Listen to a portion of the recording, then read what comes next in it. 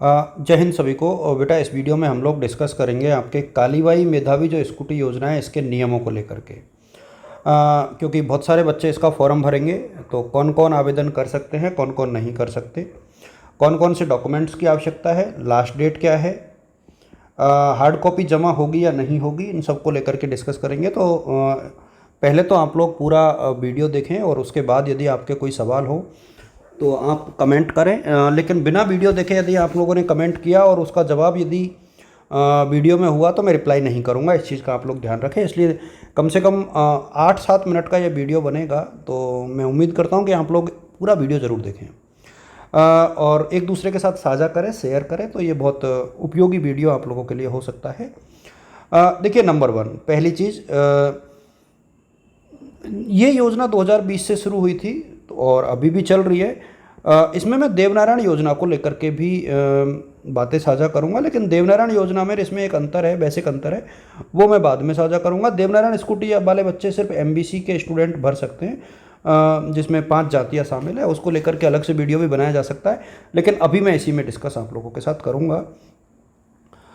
देखिए, एक चीज़ तो यह है कि जो लाभ है वो क्या होगा। आप सबको पता है कि स्कूटी मिलेगी, 1 वर्ष का बीमा मिलेगा, हेलमेट मिलेगा, पेट्रोल मिलेगा, ये तो चलो सामान्य चीज़ें हो गई।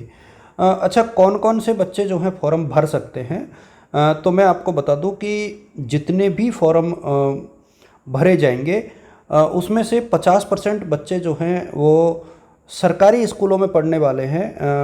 जो स्कूटी माना कि 10,000 स्कूटी मिलेंगी, तो 5,000 स्कूटी जो है सरकारी स्कूल वाले बच्चों को मिलेगी और 2,500 हज़ार जो हैं प्राइवेट स्कूल और सीबीएसई वाले बच्चों को मिलेगी। सीबीएसई वाले बच्चे चाहे वो प्राइवेट हो चाहे रेगुलर हो, वो कोई मेजर कंसर्न मेरे सामने नहीं बनता है। एक चीज़ तो ये है। यदि हम लोग विज्ञान संकाय की बात करें इस पूरे वीडियो में, तो विज्ञान संकाय के बच्चों को 40% स्कूटी मिलेगी, वाणिज्य वालों को 5%, और जो आर्ट्स वाले बच्चे हैं उनको 55% मिलेगी। ये आप लोग देख लें। इसको लेकर के और कोई मेजर नहीं है। अच्छा, एक चीज़ यहाँ पर नोटेबल ये है कि देखिए, पहली बात तो 12वीं इसी साल होनी चाहिए, यानी 2024 में जिन बच्चों ने 12वीं पास करी है सिर्फ वही फॉर्म भर सकते हैं। तो एक तो योग्यता वाली चीज़ को आप लोग बहुत अच्छे से रीड कर लें। राजस्थान बोर्ड में कम से कम 65% और सीबीएसई में कम से कम जो है 75% का होना जो है अनिवार्य है।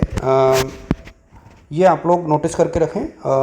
इसके बाद जो है कौन कौन सी क्लासेज को मिलेगा, तो BA, BEd, BSc BEd, BCom, BEd, BE, ये यानी जितने भी ग्रेजुएशन के कोर्सेज हैं उनमें ये अप्लाई होगा। एसटीसी में नहीं मिलेगा, ध्यान रहे। बीएसटीसी में यदि किसी स्टूडेंट ने टीसी कटा ली तो वीएसटीसी में जो है ये स्कूटी योजना का लाभ नहीं मिलेगा। इस चीज़ का आप लोग ध्यान रखें। एक चीज़ और बहुत महत्वपूर्ण है, वो ये है कि किसी अन्य योजना में आर्थिक सहायता प्राप्त करने वाली जो छात्राएं हैं वो इस योजना में लाभान्वित हो सकती हैं। सिर्फ स्कूटी योजना का लाभ उसे दोबारा नहीं मिला होना चाहिए, यानी 2 स्कॉलरशिप के फॉर्म आप लोग भर सकते हो। It is notable thing. लेकिन देवनारायण में सिर्फ आपको स्कूटी योजना का ही फॉर्म भरना है, दूसरा कोई भी फॉर्म आपको नहीं भरना है। ये आप लोग देखें। जिन लड़कियों ने 10वीं में स्कूटी मिल गई है उनको 12वीं के परिणाम के आधार पर एक मुश्त राशि मिलेगी टीएडी डिपार्टमेंट से, तो ये आप लोग ध्यान रखें। इनकम जो है 2.5 लाख से ज़्यादा नहीं होनी चाहिए, ये आप लोग देख लें। ये और चीज़ें उतनी इम्पोर्टेंट नहीं है, ये आप लोग देख सकते हो, ये मैं ऑलरेडी बता चुका हूँ। इसमें क्या क्या चीज़ें हैं, नंबर ऑफ़ स्कूटीज़ के ऊपर मैं बिल्कुल डिस्कस अभी नहीं कर रहा हूँ। लास्ट डेट देखो, डॉक्यूमेंट्स को लेकर के मैं आपको बता ही दूंगा, ये मैं परसेंटेज के लिए बता ही चुका हूँ ऑलरेडी, तो इसमें कोई दिक्कत नहीं है परसेंटेज को लेकर के। ये स्पष्टीकरण देखिए, यदि सीबीएसई की बच्चियां नहीं मिली तो राजस्थान बोर्ड की छात्राओं को मिल जाएगा, इसमें कोई दोहराया नहीं है। डॉक्यूमेंट्स को लेकर के बच्चे बहुत पूछ रहे हैं। देखिए, सीनियर सेकेंडरी की अंक तालिका, इस साल जो आप पढ़ रहे हो नियमित रूप से उसका प्रमाण पत्र, सीनियर सेकेंडरी वर्तमान में अध्ययनरत महाविद्यालय यह संस्था एवं पाठ्यक्रम का विवरण में संस्था प्रदान के प्रमाण पत्र। देखिए इसमें अध्ययन प्रमाण पत्र की आवश्यकता नहीं है, सिर्फ आप लोग जो अपने फीस की रसीद लगाओगे वही मान्य हो जाएगी, उसके लिए कोई दिक्कत नहीं है। इनकम सर्टिफिकेट अनिवार्य है, ओबीसी के हो तो बीपीएल, जन आधार कार्ड जरूरी है, दिव्यांग है तो दिव्यांग के लिए जो है मेडिकल सर्टिफिकेट होना अनिवार्य है। एक चीज़ मैं इसमें आप लोगों के साथ जो साझा करने वाला हूँ वो ये है कि डिपार्टमेंट का ध्यान रखें आप लोग, डिपार्टमेंट ज़रूर पूछ लें। अभी आप लोग नहीं भरे, मैं इसको लेकर के मैंने डिपार्टमेंट का एक अलग से वीडियो बना रखा है, पुराना वीडियो इसी साल का, आज से 10-12 दिन पहले, उसे देख लें कि कौन सी कैटेगरी कौन से। देखिए ओबीसी और जनरल जो है ऑल कैटेगरी में भरेंगे, बाकी दूसरे में भरेंगे, इस चीज़ का आप लोग ध्यान रखें। लास्ट डेट जो है 20 नवंबर है, लेकिन इसलिए आप लोग पहले यदि किसी के नाम में या किसी और चीज़ में कोई कमी है तो आप लोग एक चीज़ का ध्यान रखें बेटा कि उसे सही करवा लें। जनाधार की और मार्कशीट की डिटेल सेम होनी चाहिए, जनाधार और मार्कशीट की डिटेल जो है सेम होनी चाहिए, उसमें कोई भी अंतर जो है स्वीकार्य नहीं है, सिर्फ ऑनलाइन ही होगा।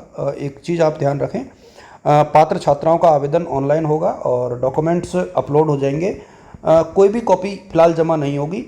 जिन बच्चों का अंतिम सूची में नाम आएगा, लास्ट लिस्ट में नाम आएगा, उनसे डॉक्यूमेंट जमा कराए जाएंगे। उसके लिए आप लोग मेरा चैनल ज्वाइन करके रखेंगे तो मैं आपको बता दूंगा। जनाधार बेहद अनिवार्य है, इसलिए जनाधार आप लोग नोट करके रखें। डिपार्टमेंट का विशेष ध्यान रखें आप लोग। एक चीज़ का ये बहुत ध्यान रखें आप लोग कि देखिए नाम, पिता का नाम, कक्षा, संकाय, ये जो सारी चीज़ें हैं ये बहुत इंपॉर्टेंट है और आपको ये ध्यान रखना होगा। डॉक्यूमेंट्स को लेकर के मैं ऑलरेडी आप लोगों को बता चुका हूँ कि डॉक्यूमेंट्स जो है कौन कौन से लगेंगे। मैं एक बार फिर से उस लिस्ट को देखना चाहूँगा, डॉक्यूमेंट्स वाली को, कि कौन कौन से दस्तावेज जो है आपसे मांगे जाते हैं। देखिए सीनियर सेकेंडरी की परीक्षा की अंक तालिका, जो रेगुलर आप पढ़ रहे हो यानी आपकी फ़ीस की रसीद जो है यदि है तो वो, यदि किसी बच्चे का बेटिंग में सिलेक्शन हुआ है तो बेटिंग वाले बच्चे को कॉलेज से एडमिशन होने की का प्रमाण पत्र चाहिए तो वो अध्ययन प्रमाण पत्र लगा सकते हैं जो बेटिंग वाले बच्चे हैं। इसके अलावा जो कास्ट सर्टिफिकेट है वो पूरा लगाना चाहिए, एसटी एससी ओबीसी का। इनकम सर्टिफिकेट ज़रूरी है, ओबीसी वाले बच्चों के लिए बीपीएल का ज़रूरी है। जन आधार और आधार की प्रति बहुत ज़रूरी है और दिव्यांग जो बच्चे हैं उनके लिए मेडिकल बोर्ड का लगाया जाना ज़रूरी है।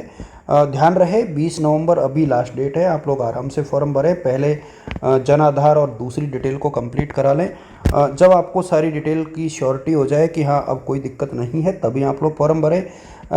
मेन कंडीशन ये है कि जो कैंडिडेट है वो राजस्थान का होना चाहिए। प्राइवेट और सरकारी स्कूल से कोई फ़र्क नहीं पड़ता है, ये आप लोग नोट करके चलें। बाकी जो प्रक्रिया है वो आप लोग ई मित्र पर जाओगे तो पता लग जाएगा, लेकिन सबसे इम्पोर्टेंट यही है कि जन आधार और मार्कशीट की डिटेल प्लस विभाग आपको सही भरना है, ये ध्यान रहे। जैसे माइनॉरिटी वाले माइनॉरिटी डिपार्टमेंट से भरेंगे, एसटी वाले बच्चे जो हैं उच्च शिक्षा विभाग से भरेंगे, एससी वाले बच्चे सामाजिक कल्याण विभाग से भरेंगे। तो सबके डिपार्टमेंट अलग अलग है, उसी के अकॉर्डिंग आपको चलना है और कोई भी डाउट होने पर आप मेरे साथ डिस्कस कर सकते हो। Thank you.